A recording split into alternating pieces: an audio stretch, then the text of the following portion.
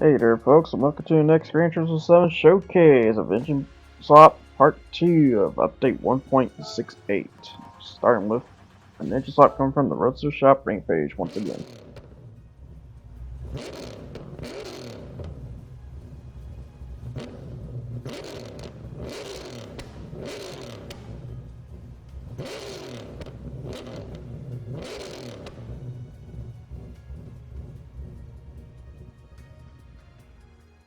Which that EngineSwap goes to the Pontiac GTO, the Judge 1969, with the L7 Rampage once in it.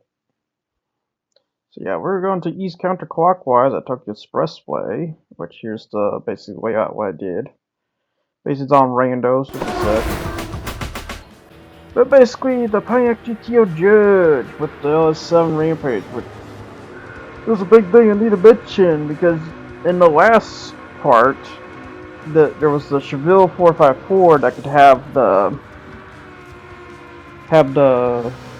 motor or the LS7 Rampage here, and it turns out it can't technically do this at all. But the GTO Judge can though, because it is just light enough and aerodynamic enough for the burn effects to be not as bad as the Chevelle's case. The Chevelle's case, I tried to fix the Chevelle for like many reasons or many cases, and this was like the other example I was gonna do. But the problem is, if you'll burn so much that at the end of the day, it was bad for the Chevelle. But the GTO the Judge is like much better though. Still burns pretty heavily. Still like within the 6 laps you're gonna have to pit at some point. But as you can see, the times are hitting like 212.6. I'd say that's pretty good enough to be a rank C for the World Touring 600. Because, as the saying goes, for the World Touring 600, you just need a road tread car that's fast enough. Hits, I would say, around 200 miles per hour as this car is hitting. Yeah, I will say this car is hitting GT speed, so 200 miles per hour, essentially.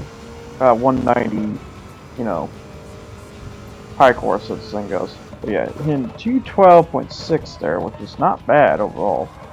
And as a muscle, yeah, you might as well keep it at the 200 miles per hour because it has a high acceleration. For a trade-off for massive fuel burn and tire thread burn at the end of the day. Which, as you can see, I do have the tires on for this case. You can see how much the tires are burning throughout the 6 laps here. Yeah, in terms of opponents here, we have the Lamborghini Huracan, the Lamborghini Gallardo, and the Audi R8. Literally all the Lambo-ish cars at the end of the day, if you think about it. While we have some further back like a F50, the Ford GT, the Jaguar XJ220, and the McLaren 650S, and then all the rest are just, you know, other candidates. But yeah, basically I just rando and basically got supercars like these at the end of the day to go up against. But you know what? Perfect case to showcase because as the saying goes, these supercars hit around about 650 pp overall. So these are the good examples and stuff and such to show at the end of the day. But yeah, the GTO the Judge can, with even the sports hard tires, can somewhat keep up with the supercars. I say somewhat because, reminder, these are AIs, and AIs, they're technically used slow, so, you know. Yeah, we got some other candidates here, like the Porsche 911 GT1 Strasser version. We got the Ferrari 430 Scuderia, the Aston Martin DB11, Alfa Romeo 8C Capezone. I need to try that car again. It's been a while since I last tried the 8C. The Lexus RCF. Speaking of fuel burn. Got the NSX. Oh, speaking of another fuel burn here, the Shelby GT350. Especially from the last, I think the last episode, you saw the GT350 just burn like no tomorrow. I think. It's either that or it was another timing. I can't recall.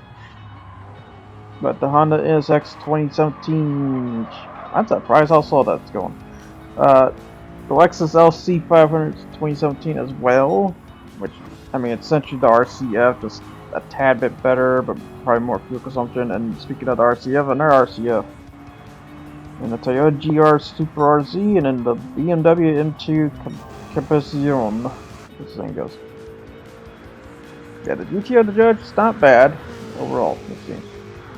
With the Huracan being basically the threat because it's faster, so I'm not surprised.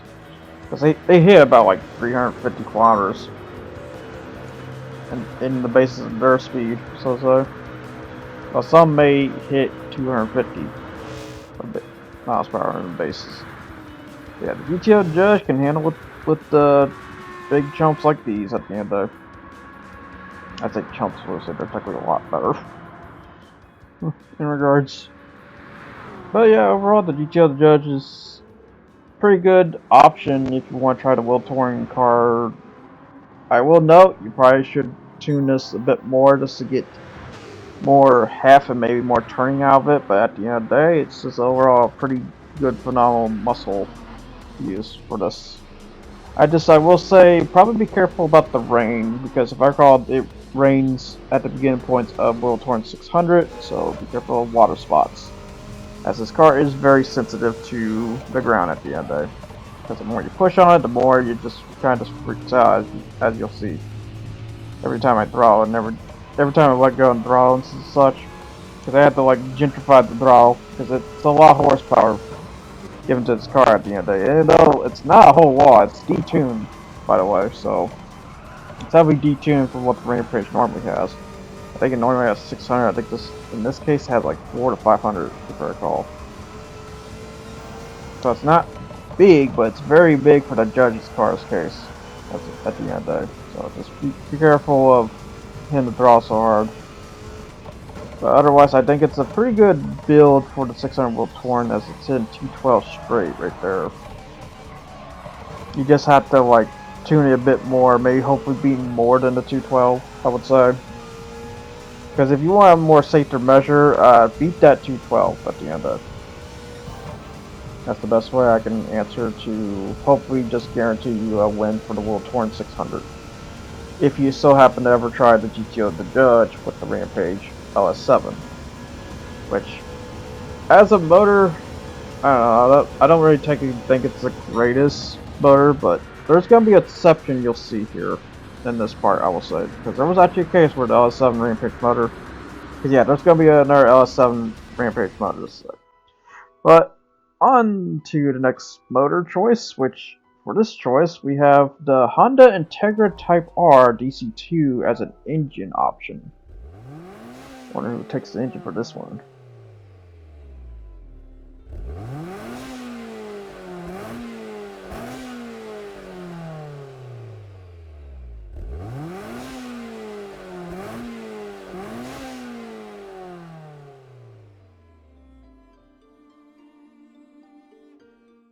Which from the Aber 500, we have the Fiat 500 taking the Integra motor, which I'm gonna be honest, kind of a better choice than the Honda K motor, thank God. So to the south clockwise, the Tokyo Expressway at, oh, not technically at, but the fuel consumption of 6. Basically based off the sports speed, so hitting 186 miles per hour at max, while technically hitting 175 on the drop. So the Fiat 500 with the Honda Integra allows it to hit sports speed too, because I will say the 500 alone, I don't even think it can hit cup speed. This is my part when it came to the regular 500. So having this Integra motor helps it not only hit cup speeds, but it also hits sports speeds. So in regards, definitely a mass improvement. So therefore, this hits B as a result in my case. My only concerns is that it has a bit of a acceleration stutter, but you could probably fix that by adjusting the front a bit lower at the end of the day, if I recall what comes to fixing that as such. But yeah, the Fiat 500 with the 1.2, or it technically doesn't have that. It's technically just a Fiat 500 with the 18C motor. Which, I do have to clarify this. This is the 1998 Integra motor. This is not the 1995, and you can definitely tell by the startup noises too, because you'd be shocked that the startup noise of the 1995 is a little different from the 1998. Which, what's the difference between the 1995 to 1958? I think just the engine tweak. That's really about it, if I recall. What was different? Because I think the regular 1995 hit like 197. This one here, I think hit like 217 or something like that. It wasn't a big increase, but it's there at the end of the day. Yeah, I'm basically going against, once again, more supercars, but also the Bach Mono, which is a fun track car to deal with. So if you ever see this opponent, prepare for the hell given, because the Bach Mono is that exception of you want to deal with a lightweight speed car in the high class. This is that case. The other choice was KTM, but as you can see, the KTM's in the further back. But the Bach Mono is definitely one worthy opponent to deal with throughout this at the end of the day in sport speed. Considering, I think by speed, the Bach Mono, since it has a 50 Ford motor, I think it hits like 234 horsepower. It's not a whole lot, but because of its slipstream type of body and being super light and such, being a crazy speed type at the end of the day, and you know, less fuel consumption, less traction need to be given at the end of the day, less of a strain. Bach Mono is one serious threat to deal with throughout this race at the end of the day. So I'll just say this, if that was an AI, it would definitely beat me. Because the Bach Mono is a serious threat. Considering I think it hits like 200 miles per hour. Just with that to the 300 horsepower motor.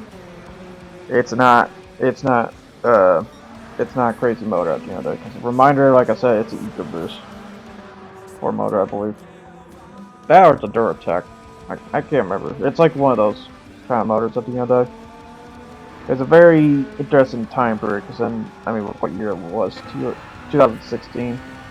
But yeah, with the Honda Integra motor, the 500, it gets pushed into sports speed, which I think is a very good thing. And hitting like a minute 54 there, so not bad overall. Yeah, it was going to be a shorter one on that one, because it's like, at the end of the day, I just want to show a little bit of glimpse of the 500. I will say the rest of them is still going to be like 6 minutes here. But to the next engine swap here, which is the Dodge Challenger SRT Demon.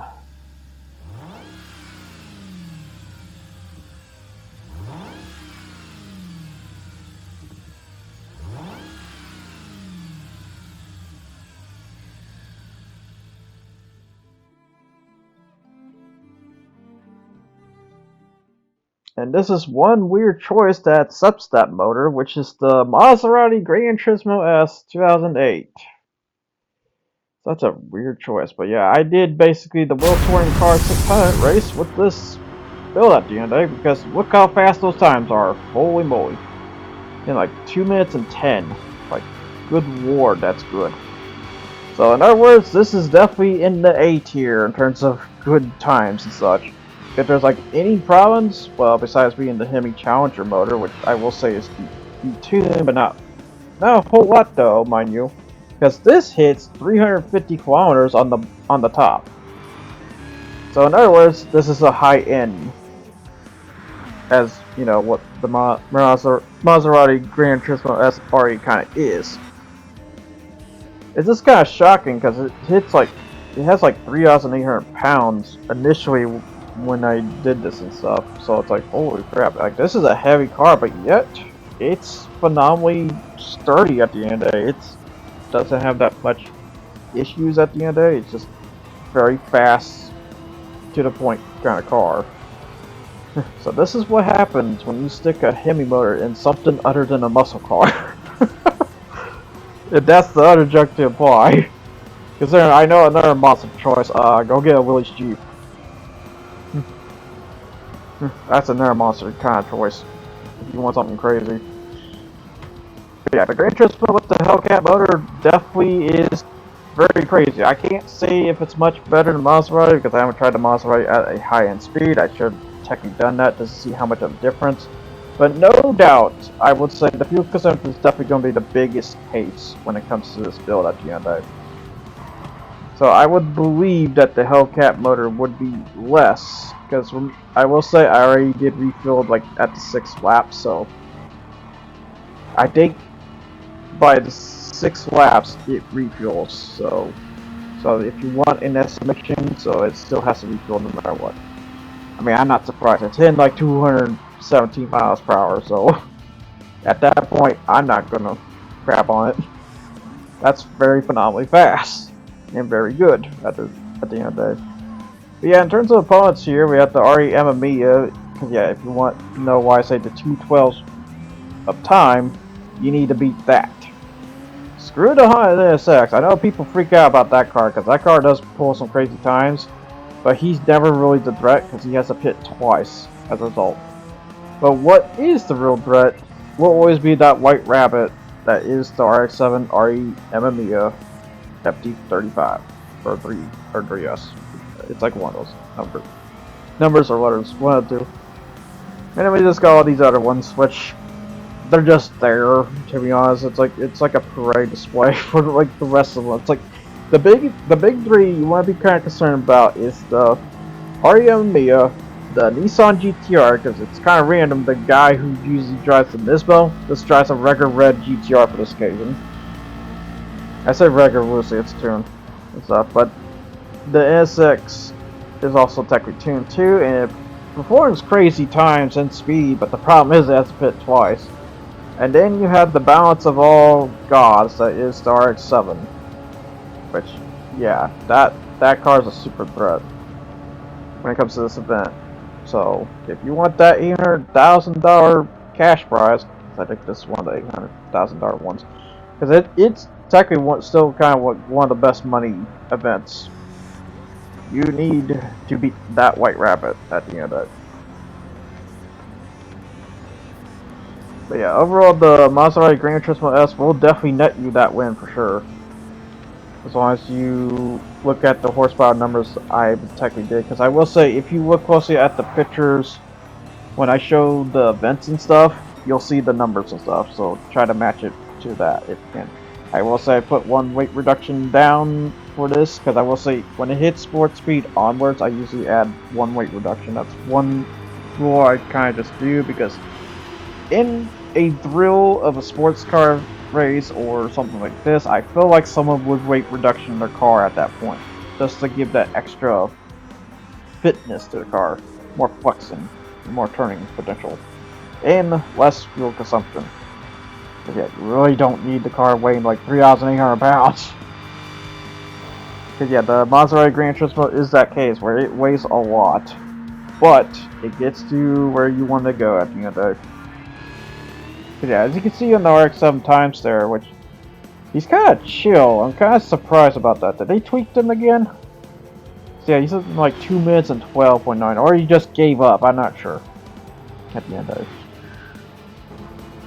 I mean, I don't blame him. I'm in like 2 minutes and 10. Like, good lord, this is really that good. At the end of it, this is definitely an A ranker.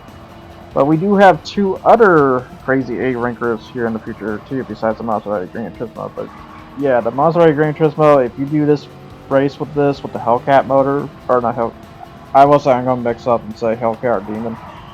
I really technically don't care, but I know there's a difference between the Demon and the Hellcat. I mean, at the end of the day, it's a Hemi motor. But to say though, the Gran Turismo S with the Demon motor is phenomenally crazy. I would totally recommend it for the Road Car 600 build of 217 miles per hour. It's a phenomenally crazy build to go with. If you just want to pack this event up like no tomorrow. If there's anything I have to also suggest too is be a little gentle on the throttle. That's probably like really about it I can think of when it came to doing this. But yeah, as you can see the fuel burn there, it's like almost near end of tank. So yeah, I essentially definitely did like 6 laps at the end of the day when it came to this. 6 laps for the first case, and then 6 laps for the other case. And you can see the tires kind of burn pretty vapid on this, but it kind of makes sense though, because reminder, 350 kilometers of top speed, that's gonna burn those tires for damn sure. But yeah, 2 minutes and 9 for the last lap. Holy crap, that's fast. That is fast, Captain. As the thing goes. So here is the other LS7 Rampage EngineSwap, which is the Greddy Fugu Z, which I'm gonna be honest, I would rather have that race car Skyline motor than that, but I mean, you do you, as the thing goes. I guess if you just want to drift build or something, but I will say this car is very phenomenal with this motor on top of it. But we are at Le Mans 2 laps because I need to check a fuel test with this car because this car is pretty crazy with the 7 Rampage motor because it's not. Because I will say this is like 200 mile per hour build GT with the 7 Rampage motor, so it's definitely detuned for damn sure. But as a build for this is pretty good for fuel consumption wise because it's only taking, because as you can see here it's in like half tank there, which is very good because most of the case when I slap in the LS7 Rampage in the car it doesn't even pass 2 laps, which I usually consider pretty bad, and the Maserati was that case I believe. I mean, considering 350 kilometers. But then again, at that point, when you're hitting high end, I am going to lower the fuel consumption to 3, so therefore it still took passes. But the Grey Fugo Z with the L7 Rampage is one of those cases if you want a light car with a beefy motor. Because if there's one thing people need to, or, you know, car developers need to do is they need to make a light car with a big beefy motor. But not too beefy to fuel consumption, but just enough to where you get the acceleration and speed coming from that big motor at the end of it. Something like the Shelby Cobra, as the joke implies. And saying goes. Because yeah, the Shelby Cobra is that perfect case of being a lightweight body with a big beefy motor, creating one of what I consider a super roadster. And this car hits that similar graph at the end of the day, to me. But yeah, just doing 2 laps of Le Mans is very phenomenally good though, at the end of the day. Because yeah, I don't have to pit, I can just keep on going. Which, as a test of Le Mans, yeah, they have to pass 2 laps, which, speaking of updates, because yeah, the reason why I'm already kind of just doing this already, because I kind of need to before the update arrives, because update 1.69 is coming. But to say though, we have another Chinese electric car coming in the future. The Yangwang is coming. Besides, what looked like a Lupo, but a lot of people are saying it's the Twingo instead. Which I'm having a hard time seeing that because I'm looking at the headlights when I came to the cloth there. It looked more like Lupo, but I could be wrong. Could be downright wrong about that. And another one is either a Porsche or a Roof. I assume the Porsche, or I assume the Roof Yellowbird because we already have a Porsche that looks like that, so I assume it's the Roof Yellowbird. They're bringing back the Yellowbird, baby. If so. But if not, it is what it is. This thing goes. Because Porsche and Roof are a hard case to say of how much different they are, how much not. Even though Roof does try to change, you know, the layout of the Porsche at the end of it. Because they don't want to be too much Porsche. Otherwise, Porsche's coming for Law and Order. Because I will say, if there's one thing I learned, Porsche hates Roof. In fact, Porsche tried to stop Gran Turismo putting Roof in here. So it's always kind of just a weird case. But yeah, I'm basically going to get some technically super to hyper cars here. Because then I have Veyron. Yeah, good luck though. You fuel consumption like no tomorrow, buddy. Because yeah, I know the Veyron is famous for being this 1200 horsepower crazy behemoth, but I'm gonna be honest, it's kind of just a drag supercar than a supercar at the end of the day. The only way you're gonna make that a supercar, you're gonna have to detune that severely. Even make the W6 your W16 or W12 motor to even function enough where it's not sucking down its fuel like a freaking bottle pop at the end of the day. Like, oh my god, here comes that car. Yeah, in terms of actual opponents though, I have the Porsche 918 Spider slowly creeping up to me, because I know I'm definitely slower in their case, because they definitely hit like 350 kilometers. Because they are high ends after all. Well, except for that Spider. The Spider's technically more of a supercar. Technically that hits like 250. And then you got the 812 Superfast, which I would say that technically hits 250 as well.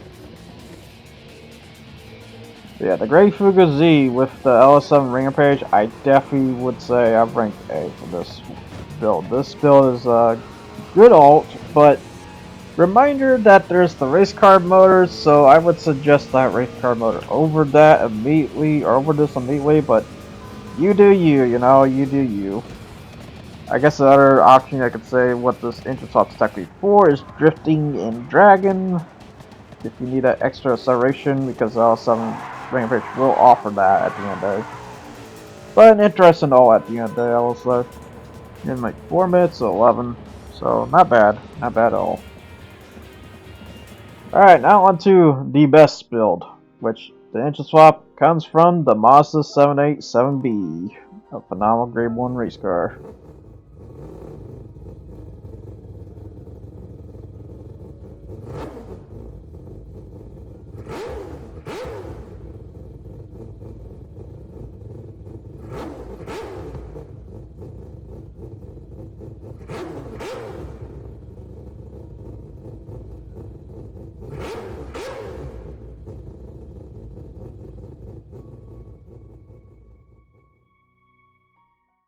Which this EngineSwap can go to the Infiniti RX-7 Type R FD 1991, which yeah, 1.7 mil. So I hope you got the money, but I will say it's well worth it. But we are going to the World GT Series at Nürburgring 24-hour.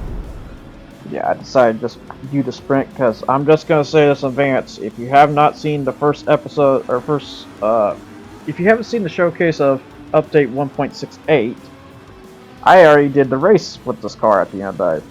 So if you want to see the endurance factors there, then I would suggest go there, because it's at the near end of the video. But to here, I decided to try the sprint settings, because I want to see how well it does as a sprint car than an endurance car, since I already technically did the endurance car.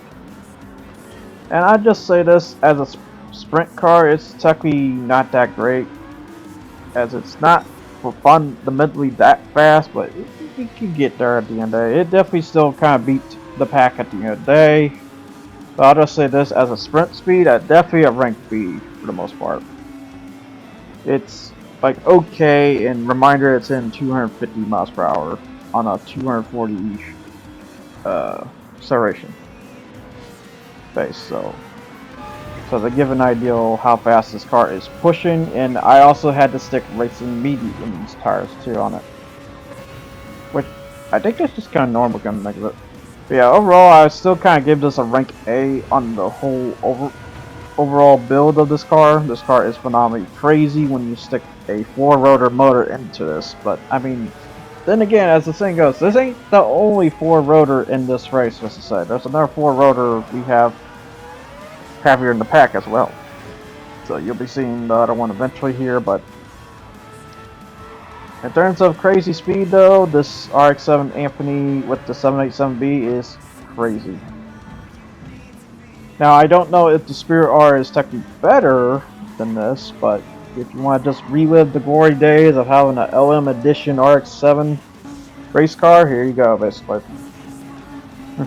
But yeah, the vinyl I did is a remix style, which remix style one I already did, I already posted for the showcase, matter of fact, because it's based off the blue one. I just turned it into the cherry, I think it's a cherry red, or it's like kind of purplish red at the end of the day, for that when it came to the LM edition color, and then just changed out the GTC with the LM edition stamp instead.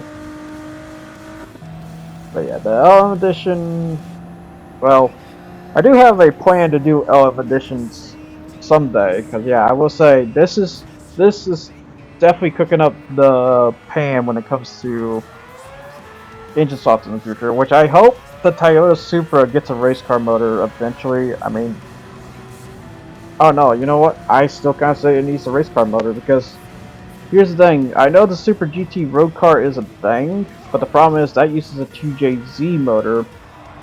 So that is not technically a race car.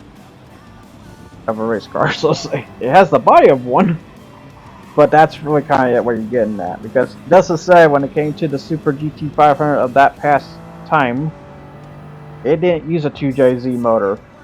It used a Celica motor. So the 3GTE or whatever it's called. for the most part. I don't know, I just found out that the MR2 and the Celica motor use the same motor, it turns out. Just slightly modify it on their both ends at the end of it. With so yeah, it's just pretty crazy overall. Just pretty crazy overall. When it comes to the race car modified EngineSwaps and stuff. But yeah, if I have any suggestion, I hope the Mark IV Supra gets. I hope I'm saying that right. Mark IV Supra gets a racing EngineSwap in the future. Like maybe something from the GT1. That'd be kind of crazy. Look at that. Slap that big motor in there. That way someone can somewhat relive the days of having the GT1 as a road car. Because my word, was that a beautiful time. I kind of hope Gran Turismo will bring those two back. Which I'm referring to is the R93 or something like that. It's some newer one. It's not R92, I think it's R93 or something like that. Because they changed the R92 into a GT1. Which was okay, but it wasn't phenomenal. At the end of the day, they tried though. They really tried. But it was a pretty cool, interesting time because that was when Toyota threw GT1, and that was when Nissan was trying to throw that in return. Cause yeah, I think that was when Nissan just opted out of LMP, or maybe they were still there at the end of the day. I'm not really sure what was the whole details. Well, when I say LMP, I mean Group C, by the way. Because I forget that Group C is technically not LMPs, but they later became LMPs at the end of the day. Yeah, the Infiniti RX-7 Type R with the 787B is a very phenomenal motor. I have like technically no problems with it besides over throttling, so it took try on throttle a little bit, or else you'll be burning those rears. Everything goes. Because I basically just kind of said the same stuff I said for the other episode. I might as well just say it again here. Very phenomenal machine overall. But yeah, speaking of, hey look, there's the other RX that uses the 4-rotor, which is the GT3 vision car. Very phenomenal machine as well. And probably technically better than this one, just a tad. In some of the spots. Because that only hits like 350 and it's stable and turns as efficient and as accelerant as this one. It just doesn't have the crazy top speed. Yeah, that's the one advantage that the Infiniti is getting, is the top speed. Which I will one day will put GT3s versus LM edition cars to see how crazy that gets. Which when I say that, I mean probably to be a bit more fair, probably put because I will say the GT3s are definitely gonna be faster. And not only that, with my new readjustments to speed, GT3s now just hit about 350. Back then they used to hit like 400 when I was more looser about things. But I now changed my direction now to where they have to be a bit more locked. So as a result, they hit about 350 in my case. Which is like the perfect spot anyways. Because I will say as the base they hit right now, they hit only about 200. In terms of tops. On the setup. But the GT3s can hit further upon that. They can hit at least 350. They just can't hit any further beyond that because at that point the top speed is very strict and such. Which that's fine at the end of the day. But here comes a funny moment here because I do love it. It's like once I get to the straight, I basically got them. If I didn't have this straight, they would have got me in return. But it's still kind of crazy that they, in terms of adjustments, when it came to the events of the World Tour and the World Tournament one here, that they adjusted this one to be, instead of 2 laps, it's 1 lap, because this was 2 laps instead. But yeah, overall, if I have anything to say, the Infiniti RX-7 is a very phenomenal machine, considering look how fast I was going. Good God, that was like 215 miles per hour. Jesus Christ. Hi holy wee! This thing goes. But yeah, that basically wraps up for this EngineSwaps showcase. I hope to see you guys next time for the next update, and so, which yeah, probably gonna be like the next week here. So until then, folks, I'll see you guys all next time. I hope you enjoyed what you've seen here, and ciao. Thanks for watching as always.